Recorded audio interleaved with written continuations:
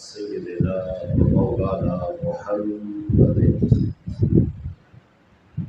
رسوله النبي الأمين المكين الكريم الرؤوف الرحيم. أما بعد فأعوذ بالله من الشيطان الرجيم. بسم الله الرحمن الرحيم. الف لام میم ذلك الكتاب لا ريب فيه هدى للمتقين. قال سيدنا ومولانا محمد صلى الله عليه وسلم: القرآن أحب إلى الله من السماوات والأرض ومن فيهن. صدق اللہ ومولانا العظیم. تمام احباب عشق و محبت اور دل کی اتھاہ گہرائیوں سے 2-3 مرتبہ درود پاک پڑھ لیں. کوئی زبان خاموش نہ رہے، سب مل کر اللہم صلی علی سیدنا و مولانا محمد بن کر دیں. پڑھ لیں ذرا درود پاک سارے.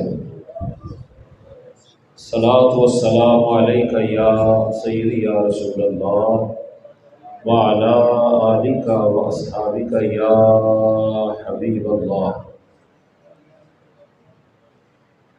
اللہ رب العزت کا لطف و کرم اور فضل و احسان ہے کہ جس کی توفیق سے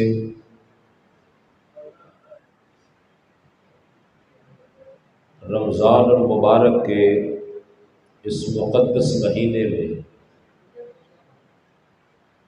نماز تراویح کی صورت میں قرآن مجید کی تکمیل کی یہ سعادت ہم سب کو نصیب ہو رہی ہے. خوش نصیب ہیں وہ لوگ اور وہ احباب جنہیں اللہ پاک نے قرآن مجید کو سننے کی سعادت عطا فرمائی، اور بالخصوص خوش نصیب وہ والدین ہیں جن کے بیٹے کو اللہ پاک نے قرآن مجید حفظ کر کے اس کو سنانے کی سعادت عطا فرمائی اور بخشی ہے. ہم سب حافظ صاحب کو اور ان کے والدین کو، خاص طور پہ ہمارے بزرگ تشریف فرما ہے، میرا خیال ہے کہ آج ان کے لیے اس سے بڑھ کر خوشی کا کوئی موقع نہیں ہو سکتا. ہم انہیں مبارکباد دیتے ہیں. اللہ پاک ان سعادتوں کو ہمیشہ ہمیشہ سمونے کی توفیق عطا فرمائے، اور ہم اس دعا کے ساتھ بھی کہ یہ جو عظیم خزانہ اور دولت قرآن مجید کی اللہ پاک نے سینے میں محفوظ فرمائی ہے، اسے تا دم زیست محفوظ رکھنے کی توفیق فرمائے، اور کما حق کو ہو اس پر عمل پیرا ہونے کی توفیق عطا فرمائے.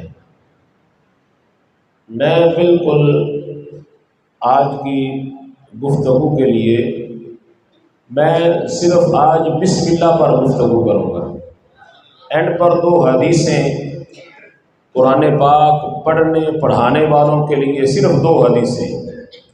باقی میں آج آپ کے سامنے گفتگو صرف بسم اللہ پر کروں گا، اور میرا خیال اور محتاط اندازہ ہے کہ 90% سے زیادہ احباب نے بسم اللہ کی فضیلت میں یہ گفتگو اس سے پہلے نہیں سنی ہوگی. آپ پہلی بار سماعت کریں گے، اور یہ اس لیے میں اس پر گفتگو کرنے لگا ہوں کہ بسم اللہ ایک ایسی دولت ہے اور نعمت ہے، یہ ہر ایک کو آتی ہے. کیونکہ خزانہ ہوتا ہے نا، تو اس کا علم نہ ہو کہ یہ خزانہ کتنا بڑا ہے تو ہم نظر انداز کر دیتے ہیں. پانی بند بھائی آپ پلانا، پانی پورا مہینہ ہم نے بڑا پلایا ہے، اب 10-15 منٹ کی گفتگو ہے، پانی شانی بند، بالکل اس کو باہر لے جائیں اور رکھ دیں.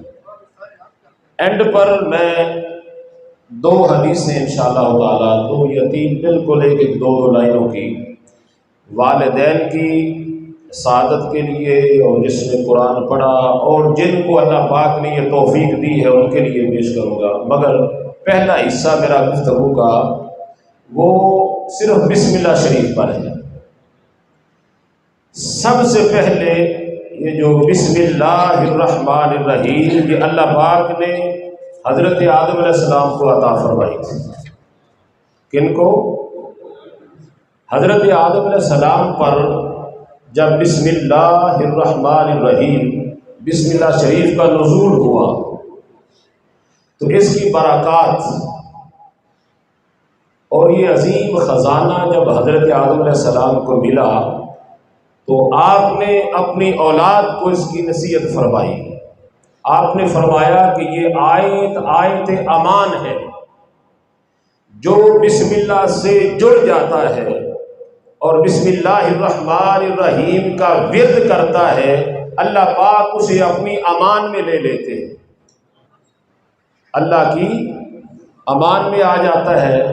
پھر فرمایا کہ یہ بسم اللہ اللہ کی رحمت کی دلیل ہے، جو بسم اللہ کو کثرت سے پڑھے، اس کا وظیفہ بنا لے، وہ اللہ کی رحمت کے سائے میں آ جاتا ہے۔ تیسرا، یہ منبع نور ہے، اللہ پاک کی طرف سے بسم اللہ الرحمن الرحیم۔ قرآن مجید تو سارا نور ہے، سارا قرآن مجید نور ہے، مگر یہ بسم اللہ چونکہ حضرت آدم علیہ السلام پر نازل ہوئی تو اللہ پاک نے بسم اللہ کی صورت میں حضرت آدم علیہ السلام اور ان کی اولاد کو یہ نور کا خزانہ عطا کیا۔ پھر یہ چشمہ برکت ہے۔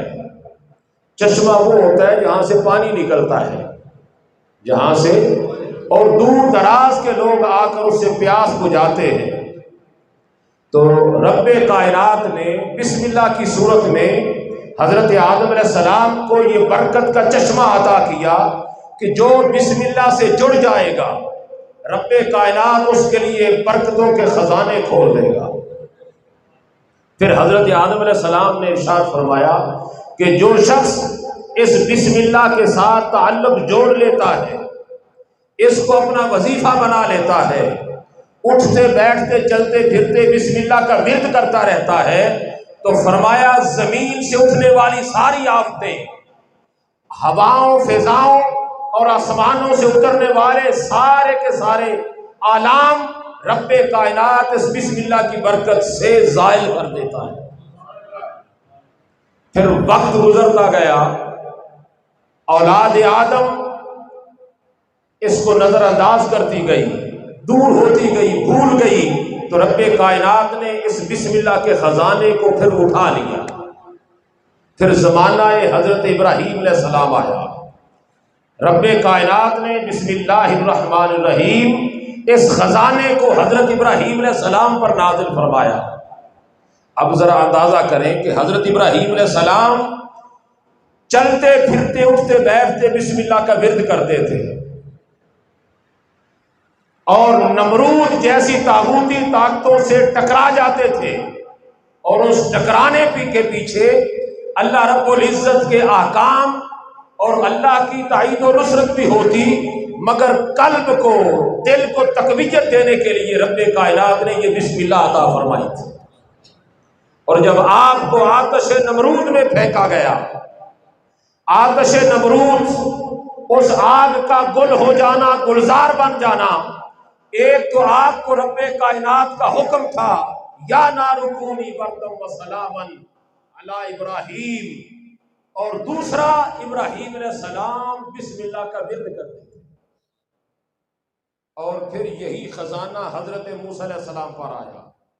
وقت گزرا، جب نبی سے زمانہ دور ہوتا چلا جائے تو تعلیمات کو نظر انداز کیا جاتا ہے، امت بھول جاتی ہے، پھر یہ خزانہ اٹھا لیا گیا۔ پھر بسم اللہ کا نزول حضرت موسیٰ علیہ السلام پر ہوا۔ پھر حضرت موسیٰ علیہ السلام اس کو پڑھتے رہے، کرتے رہے، فرعون سے ٹکراتے رہے۔ اور یہ بات بھی ذہن نشین رکھنے کے قابل ہے کہ جب وہ سامری جادوگر آئے تھے تماشا دکھانے کے لیے، اور حضرت موسیٰ علیہ السلام نے اپنا عصا پھینکا تھا تو آپ کی زبان پر یہ بسم اللہ کا ورد جاری تھا۔ کیسا خزانہ ہے۔ پھر وقت گزرا، حضرت سلیمان علیہ السلام کا زمانہ آیا۔ یہ بات بڑی قابل توجہ ہے کہ جب حضرت سلیمان علیہ السلام پر بسم اللہ کا یہ عظیم تحفہ اور خزانہ اترنے کا وقت آیا، اللہ پاک نے فرمایا کہ اے سلیمان علیہ السلام آپ محراب داؤدی میں آ جائیں، وہ حجرہ جس میں حضرت داؤد علیہ السلام اترنے والی مقدس کتاب کی زبور کی تلاوت کرتے تھے، اس مقدس مقام پر حضرت سلیمان علیہ السلام کو بلایا گیا اور فرمایا کہ آپ کی امت کے اور آپ کے حلقہ احباب کے جتنے نیک سیرت لوگ ہیں ان کو بھی بلا لیا جائے، اللہ کی طرف سے تحفہ آ رہا ہے۔ تو محراب داؤدی میں حضرت سلیمان علیہ السلام آئے، بہت سارے لوگ جو نیک سیرت تھے، اس دور میں دین کی رغبت اور محبت رکھنے والے تھے، وہ آئے تو رب کائنات نے پھر یہ تحفہ آسمانوں سے بسم اللہ کی صورت میں عطا فرمایا۔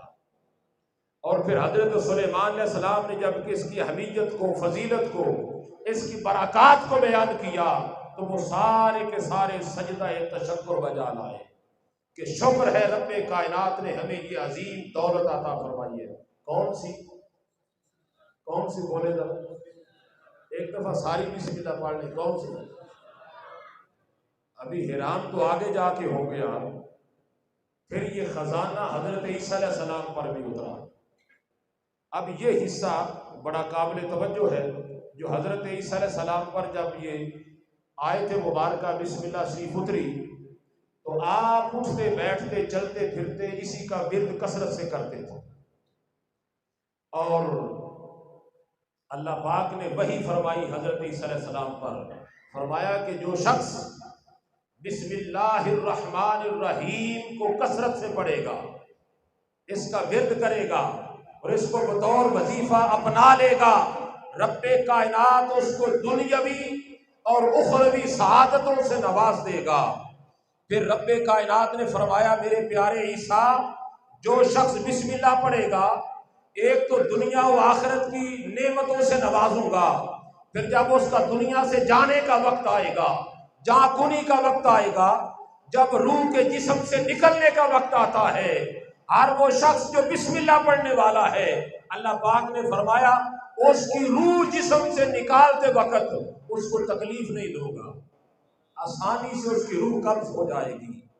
پھر آگے فرمایا جب قبر میں دفن کر دیا جائے گا تو بسم اللہ الرحمن الرحیم پڑھنے والا شخص اس بسم اللہ کی برکت سے جب نکیرین سوال و جواب کرنے آئیں گے تو رب کائنات اس بسم اللہ کی برکت سے انہیں نکیرین کے سوال و جواب دینے کی طاقت، قوت اور شعور عطا فرمائے گا۔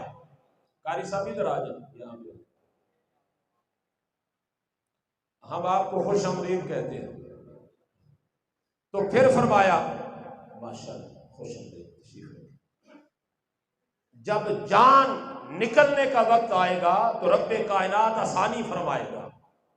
پھر جب نکیرین کے سوال و جواب کا مرحلہ آئے گا تو بسم اللہ پڑھنے والے کو رب کائنات اس کی برکت سے نکیرین کے سوالوں کے جواب دینے کی توفیق عطا فرمائے گا۔ پھر اس کے لیے فرمایا اس کی قبر وسیع ہو جائے گی۔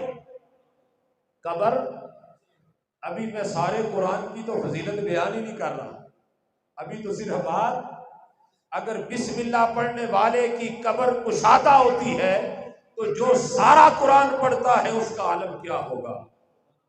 اس کی قبر کو روشن کر دیا جاتا ہے، اس کی قبر کو بقائے نور بنا دیا جاتا ہے، اور اس کی وسعتوں کا یہ عالم ہے کہ جہاں تک نگاہ جائے گی اس کی قبر وسیع ہو جائے گی۔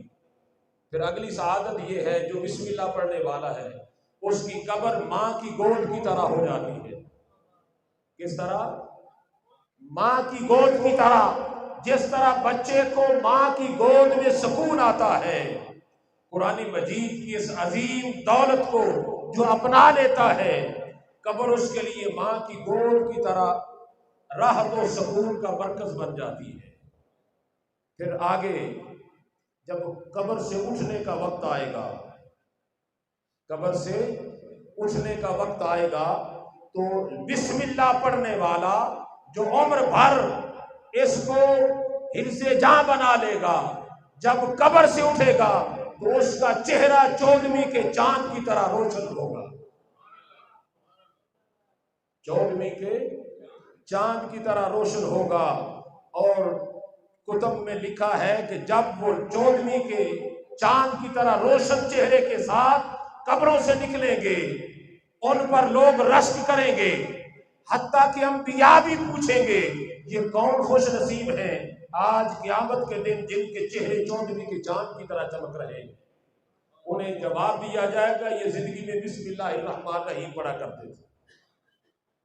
پھر آگے قبر سے اٹھ کر حساب کتاب کا وقت آئے گا، میزان کا وقت آئے گا، اعمال تولے جائیں گے تو بسم اللہ الرحمن الرحیم پڑھنے والے شخص کے اعمال صالحہ کا پلڑا بھاری ہو جائے گا اس کی برکت سے۔ اور پھر جب پل صراط سے گزرنے کا وقت آئے گا تو رب کائنات بسم اللہ پڑھنے والے کے ارد گرد نور کا ایک حالہ بنا دے گا۔ اس وحشت، دہشت اور تاریکی کے ماحول میں اس بسم اللہ پڑھنے والے کی برکت سے رب کائنات آگے بھی نور، پیچھے نور، دائیں بائیں نور پیدا کر دے گا، اور وہ اسی نور اور روشنی میں چلتا ہوا ان صراط سے گزر کر جنت میں داخل ہو جائے گا۔ کیسی بات ہے، مشکل وظیفہ تو نہیں بتا رہا۔ آگے پھر یہ بات جو میں نے اب تک کی ہے، یہ ابھی بات حضرت عیسیٰ علیہ السلام کو پر اترنے والی وحی کی ہو رہی ہے، ابھی حضور کی اور اس امت کی تو بات کی نہیں میں نے۔ پھر اسی میدان محشر میں ایک آواز آئے گی، ایک آواز آئے گی، اعلان کرنے والا اعلان کرے گا، فرشتوں کو حکم ہوگا، فرشتوں اعلان کر دو زندگی میں جو رب کائنات کی طرف سے اترنے والا یہ جو خزانہ ہے بسم اللہ الرحمن الرحیم، جو اس کو پڑھنے والے ہیں آج اس کی برکت سے رب نے انہیں معاف فرما دیا ہے۔ جب اتنی سعادتیں اتری تو حضرت عیسیٰ علیہ السلام اللہ کی بارگاہ میں عرض کرتے ہیں کہ مولا یہ اتنی کرم نوازی میرے اور میری امت کے لیے ہے یا کسی اور کے لیے بھی ہے؟ یہ محض میرے لیے ہے اتنا بڑا انعام یا کسی اور کے لیے بھی ہے؟ تو رب کائنات کی طرف سے جواب آیا، فرمایا کہ اے عیسیٰ تو عیسیٰ ہے، ابھی میرے محبوب نے آنا ہے، میرا محبوب آئے گا اور میرے محبوب کی امت آئے گی، یہ خزانہ پھر اپنے محبوب کو عطا کروں گا۔ اور قرآن مجید کا نزول ہوتا رہا 23 سال آقا علیہ الصلوۃ والسلام کی ذات اقدس پر، آپ کے قلب انور پر، مگر قربان جائیں جب بسم اللہ الرحمن الرحیم کے اترنے کا وقت آیا اس آیت مبارکہ کا تو حضرت جبرائیل امین 70,000 فرشتوں کی جماعت کے ساتھ اترے۔ کتنے آتے تو رہے، خلوت میں بھی، جلوت میں بھی، غار حرا میں بھی آتے رہے، سور میں بھی آتے رہے، مکہ و مدینہ میں آتے رہے، جہاں جہاں مصطفیٰ جاتے وہیں قرآن کا نزول ہوتا رہا۔ مگر جب آقا علیہ الصلوۃ والسلام پر بسم اللہ شریف کے نزول کا وقت آیا تو 70,000 فرشتوں کا ایک جلوس، اور وہ جلوس آتے ہوئے حدیث پاک میں آتا ہے وہ کہہ رہے تھے لوگوں راستہ دے دو، راستہ دے دو، راستہ دے دو، آج یہ عظیم خزانہ حضور کی ذات کو عطا کیا جا رہا ہے۔ اور جب یہ بسم اللہ شریف اتری تو شیطان وہ چونکہ وہاں رہ کر اس کی برکات کو جانتا تھا تو جتنا دکھ اسے بسم اللہ کے نازل ہونے پر ہوا اور کسی عمل پر نہیں ہوا، وہ جانتا تھا کہ جو بسم اللہ پڑھنا شروع کر دے گا، بسم اللہ پڑھتا رہے گا، اس کی برکات رب کائنات نے اتنی رکھی ہے کہ اس کے لیے بخشش کے دروازے کشادہ ہوتے چلے جائیں گے۔ اور پھر آگے بسم اللہ قرآن کا دروازہ ہے۔ کیا؟ بسم اللہ قرآن کا تو یہ دنیا کا بھی معمول ہے نا کہ جتنا بڑا محل ہو اس کا دروازہ بھی بڑا اتنا ہی ہوتا ہے نا. تو جس قرآن کا دروازہ بسم اللہ ہو اس قرآن کی وسعت کا اور برکتوں کا عالم کیا ہوگا. پھر بسم اللہ الرحمن الرحیم پڑھنے والا رب کی محبت اور اس کی قربت میں چلا جاتا ہے. اب چونکہ وقت نہیں ہے نا میں گفتگو کو ختم کرنے لگا. آپ اگر حضور غوث الاعظم کی تعلیمات کو پڑھیں، حضور داتا صاحب کی جتنے مشائخ اولیاء اللہ ہو گزرے ہیں انہوں نے اس بسم اللہ کے جو روحانی برکات اور فیوزات کو بیان کیا ہے. اگر انسان زندگی میں یہ ایک عمل ہی کر لے تو کافی ہے. پھر آگے بسم اللہ الرحمن الرحیم کے 19 حروف ہیں. کتنے؟ 19 حروف ہیں. اور دوزخ پر جن فرشتوں کی ڈیوٹی ہے اس کو تھام کے رکھا ہے ان فرشتوں کی تعداد بھی 19 ہے. ان کی تعداد بھی 19 ہے. گویا جو شخص بسم اللہ کو پڑھتا رہتا ہے اس کے ایک ایک حرف کے بدلے رب کائنات دوزخ کے ایک ایک فرشتے کو ہٹا کر اس کے لیے دوزخ کو حرام کر دیتا ہے. آگے بڑھیں. ایک اور بڑی لطیف بات یہ آپ زندگی میں پہلی بار سنیں گے. کیا؟ قرآن مجید کلمات پر مشتمل ہے. مثلا الحمدللہ رب العالمین یہ ایک کلمہ ہے.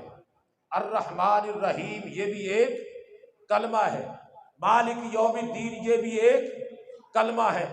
الحمد سے لے کر والناس تک قرآن مجید کے جتنے کلمات ہیں کوئی کلمہ ایسا نہیں ہے کہ جس میں بسم اللہ کے حروف شامل نہ ہو. کوئی کلمہ ایسا نہیں جس میں بسم اللہ شریف کے حروف شامل نہ ہو. تو یہ بسم اللہ ایسی رب کائنات کی طرف سے ملنے والی عظیم دولت ہے کہ جب قرآن مجید کی تلاوت کرنی شروع کر دیں تو ہر کلمے میں بسم اللہ شروع ہونا تو بسم اللہ کے حروف شامل ہو جاتے ہیں. پھر آگے بزرگ لکھتے ہیں کہ دن اور رات کے 24 گھنٹے ہیں. کتنے؟ 24 گھنٹے اور نمازیں 5 ہیں. نمازیں 5 ہیں. وہ فرماتے ہیں کہ جو کثرت سے بسم اللہ پڑھنے والے لوگ ہیں 19 حروف بسم اللہ کے اور 5 نمازیں ملا کر 24 بن جاتے ہیں. تو اس کو جو کثرت سے پڑھنے والا انسان ہے اس کے 24 گھنٹے عبادت میں شمار ہو جاتے ہیں. پھر آگے بسم اللہ کے کلمے 4 ہیں. کتنے؟ اور گناہوں کی اقسام بھی 4 ہیں. انسان دن کو گناہ کرتا ہے، رات کو کرتا ہے، خلوت میں کرتا ہے یا جلوت میں کرتا ہے. خلوت جلوت یا لوگوں کے سامنے گناہ کرے گا یا چھپ کر کرے گا، صبح کرے گا یا رات کو، ظاہری کرے گا یا چھپ کر کرے گا. یہ 4 ہی مقامات ہیں گناہ کے. تو بسم اللہ کے کلمات بھی 4 ہیں. بسمی یہ ایک کلمہ ہے، اللہ یہ دوسرا کلمہ ہے، رحمان تیسرا ہے، رحیم چوتھا ہے. تو جو شخص بسم اللہ الرحمن الرحیم پوری بسم اللہ کا ورد کرتا رہے رب کائنات گناہوں کے یہ جو 4 اقسام ہیں اس کی برکت سے وہ چاروں معاف فرما دیتا ہے. آگے چلیں، آخری حدیث سن لیں پھر اس کے بعد میں گفتگو کو ختم کرتا ہوں. جب آقا علیہ الصلوۃ والسلام شب معراج جنت کی سیر فرما رہے تھے، جنت کی، تو کہیں شراب طہور کی نہر چل رہی ہے، کہیں پانی کے نہریں چل رہی ہیں، کہیں دودھ کی نہر چل رہی ہے، کہیں شہد کی نہر چل رہی ہے. آقا علیہ الصلوۃ والسلام نے پوچھا جبرائیل یہ جو جنت کی نہریں ہیں یہ کہاں جاتی ہیں اور کہاں سے آتی ہیں؟ کہاں جاتی ہیں اور تفصیل میں جانے کی ضرورت نہیں ہے. میں چونکہ بسم اللہ کی فضیلت بیان کر رہا ہوں. جبرائیل امین نے عرض کیا کہ یہ جہاں سے نکلتی ہے جس کمرے سے اس کی چابی آپ کے پاس ہے، اس کی چابی آپ کے پاس ہے. آقا علیہ الصلوۃ والسلام پہنچے تو وہاں پر ایک مکان اور اس کے ہر دیوار میں سے ایک دروازہ ہے، 4 نہریں اس کمرے کے اندر سے نکل رہی ہے، ایک طرف سے شراب طہور کی نہر ہے، شہد کی ہے، پانی کی ہے، دودھ کی ہے، نہریں نکل رہی ہے، اس کو تالا لگا ہوا ہے۔ تو جبرائیل امین نے عرض کیا حضور اس کی چابی بسم اللہ الرحمن الرحیم ہے، آپ پڑھ کے ہاتھ لگائیں تو یہ کھل جائے گی، اور آپ کا جو امتی بسم اللہ الرحمن الرحیم پڑھتا رہے گا، رب کائنات جنت کی ان 4 نہروں سے اس کو سیراب کرے گا اور نواز دے گا۔ یہ تو تھی بسم اللہ۔ اب آ جائیں قرآن مجید کی برکت کی صرف 2 حدیثیں۔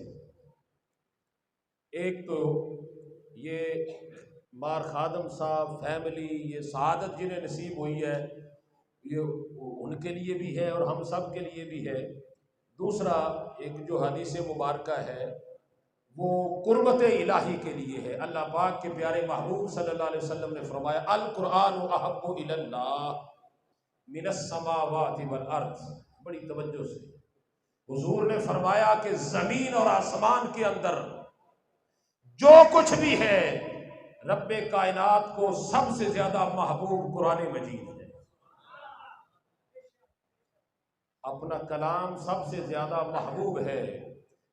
احب الی اللہ من السماوات والارض ومن فیہن، زمین کی تہوں سے لے کر آسمانوں کی بلندیوں تک ساری زمینی اور آسمانی مخلوق میں جو کچھ بھی ہے اس میں سب سے زیادہ محبوب اللہ کو قرآن مجید ہے۔ تو گویا جب قرآن خدا کو محبوب ہے تو جو قرآن سے جڑ گیا وہ بھی خدا کا محبوب بن گیا، وہ بھی خدا کا۔ تو جو خدا کا محبوب بننا چاہتا ہے وہ قرآن سے جڑ جائے، تو جب قرآن سے پیار کرے گا تو رب کائنات اس سے پیار کرنا شروع کر دے گا۔ پھر جس گھر میں قرآن پڑھا جائے اس گھر میں فرشتوں کا نزول ہوتا ہے، اس گھر میں فرشتوں کا نزول ہوتا ہے۔ چھوٹا گھر بھی ہو، آقا علیہ الصلوۃ والسلام نے فرمایا گھر چھوٹا ہو قرآن مجید کی برکت سے رہنے والوں کے لیے وہ کشادہ ہو جاتا ہے، انہیں بڑا لگتا ہے۔ اور وہ گھر جو تلاوت قرآن مجید سے محروم ہیں، جن گھروں میں قرآن نہیں پڑھا جاتا ان میں فرشتوں کی بجائے شیاطین اترتے ہیں، گھر بڑے ہو کر بھی رہنے والوں کے لیے تنگ ہو جاتے ہیں، کشادہ عمارتیں بھی رہنے والوں کے لیے تنگ ہو جاتی ہیں۔ تو کیا آج ہمارا حال یہ نہیں ہے؟ آپ مشاہدہ کریں، 30 35 40 سال پیچھے چلے جائیں، ہماری مائیں بزرگ جتنا تھوڑا بہت آتا تھا ہر کوئی گھر میں کوئی قرآن کی تلاوت کر رہا ہے۔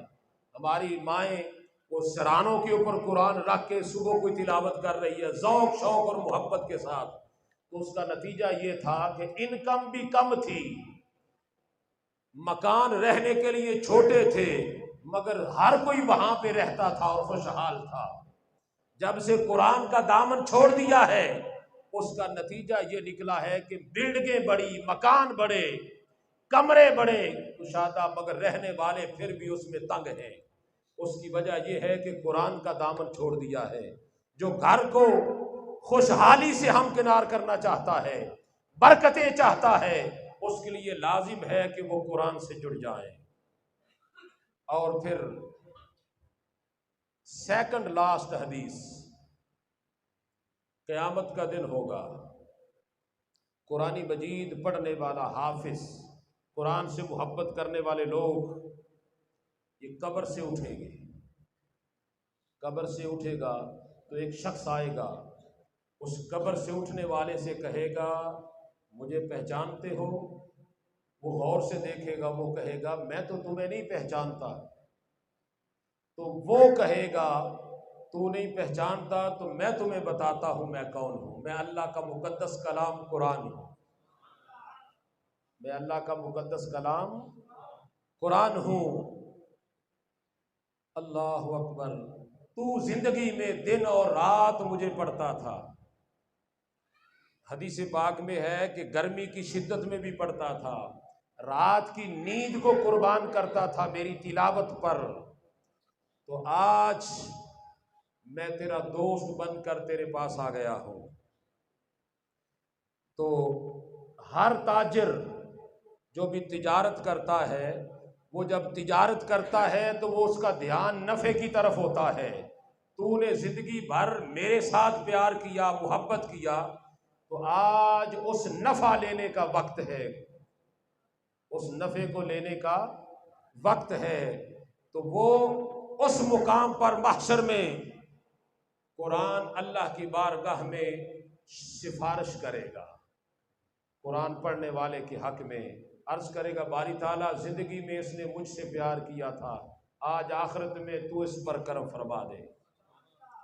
تو محشر کے میدان میں رب کائنات کے اذن سے فرشتے دائیں ہاتھ میں اس حال اور اس مقام کی مناسبت سے اسے ایک بادشاہت کا اذن عطا کر دیا جائے گا، دوسرے ہاتھ میں اسے سعادتوں کے جام عطا کر دیے جائیں گے، اسے دے کر پھر اس کے والدین کو بلایا جائے گا، والدین کے سر پر تاج عطا کیے جائیں گے، اور پھر جنت کا لباس پہنا دیا جائے گا، اور پوچھا جائے گا یہ خوش نصیب کون ہیں؟ انہیں جواب ملے گا اس حافظ قرآن کے والدین ہیں، انہوں نے اپنی اولاد کو قرآن کی طرف لگا دیا تھا، آج اس کا نفع ان کو دیا جا رہا ہے۔ رب کائنات پھر جنت کے لباس پہنا دے گا، اور اس لباس کی قیمت حضور نے فرمایا وہ جو والدین کے لیے جنت کا لباس رب کائنات کی طرف سے عطا کیا جائے گا، اس ساری دنیا کی قیمت بھی دے دی جائے تو پھر بھی وہ زیادہ قیمتی ہوگا۔ یہ کیوں دیا جائے گا؟ جنہوں نے اپنی اولاد کو قرآن مجید کی طرف اس زندگی میں لگا دیا۔ اور آخری بات، آقا علیہ الصلوۃ والسلام نے ارشاد فرمایا، ادبوا اولادکم علی ثلاث خصال حب نبیکم حب اہل بیتہ وقراءۃ القرآن۔ حضور نے والدین کے لیے حکم ارشاد فرمایا 3 چیزوں کا۔ کتنی؟ ہم سمجھتے ہیں نا کہ اچھی یونیورسٹی میں پڑھا لیں، اچھے کالج میں پڑھا لیں، اچھے ادارے میں، یا ایکسپینڈیچرز زیادہ ہیں، کوئی حرج نہیں پڑھانے میں، پڑھائیں، مگر اس مقام پہ پڑھائیں تاکہ وہ والدین کے مؤدب رہیں، بے ادب نہ ہو جائیں۔ کیا؟ مؤدب رہیں، بے ادب نہ ہو جائیں۔ آقا علیہ الصلوۃ والسلام نے فرمایا والدین کے لیے اولاد پر 3 چیزیں ہیں۔ کتنی؟ ادبوا اولادکم علی ثلاث خصال حب نبیکم۔ والدین کے لیے ضروری ہے کہ اولاد کے دل میں اپنے نبی کی محبت پیدا کی جائے۔ اس کا معنی سادہ سا یہ ہے کہ وہ تعلیم، جس تعلیم میں نبی کی محبت نصیب ہو، وہی علم نافع ہے۔ جو مصطفیٰ سے، دین سے تعلیم دور کر دے، وہ دنیا کا بزنس تو ہو سکتا ہے، وہ علم نافع نہیں ہو سکتا۔ دوسری چیز آقا علیہ الصلوۃ والسلام نے فرمایا حب اہل بیت ہی، ایک نبی کی محبت اور دوسرا نبی کی آل کی محبت، محبت اہل بیت، یہ 2 محبتیں۔ پھر فرمایا وقراءۃ القرآن، پھر اپنی اولاد کو قرآن سکھاؤ، اپنی اولاد کو۔ یہ ہر والدین کے لیے لازم ہے کہ یہ 3 چیزیں اپنی اولاد کو، اگر ہم یہ دے رہے ہیں تو ہم آقا علیہ الصلوۃ والسلام کے فرمان پر عمل کر رہے ہیں، اگر ایسا نہیں کر رہے تو پھر اس کا خمیازہ ہمیں بھگتنا پڑے گا۔ اللہ تبارک و تعالی ہمارے حال پر لطف و کرم فرمائے۔ ایک بار پھر مار خادم صاحب، پوری فیملی ان کو مبارکباد دیتے ہیں، خصوصاً ان کے استاد محترم تشریف لائے ہیں۔ یہ سب سے زیادہ مبارکباد کے مستحق ہیں کہ ان کی محنت کے سبب سے اور ان کے پاس رہنے کی وجہ سے، برکتوں کی وجہ سے اللہ پاک نے ہمارے بیٹے کو یہ عظیم سعادت بخشی ہے۔ اللہ پاک انہیں بھی اس کا اجر عطا فرمائے، اور ہم سب کو بھی اللہ پاک قرآن مجید کے ساتھ پڑھنے کی، پڑھانے کی توفیق عطا فرمائے۔ والسلام علیکم وما علینا الا البلاغ۔ اب دعا ہوگی پھر آپ سب کے لیے تبرک ہے وہ آپ لیں گے تو پھر آپ جائیں گے. اپنی اپنی جگہ پہ آپ نے بیٹھے رہنا ہے، دائیں بائیں نہیں ہونا. تو انشاءاللہ تعالیٰ پھر ہم اجتماعی دعا کرتے ہیں. دعا سے پہلے میں چاہتا ہوں کہ تھوڑی سی ہم بچوں کی حوصلہ افزائی کر لیں، تھوڑا سا ان کو تبرک دیں، اس کے بعد پھر ہم دعا کرتے ہیں. اور یہ جو بچے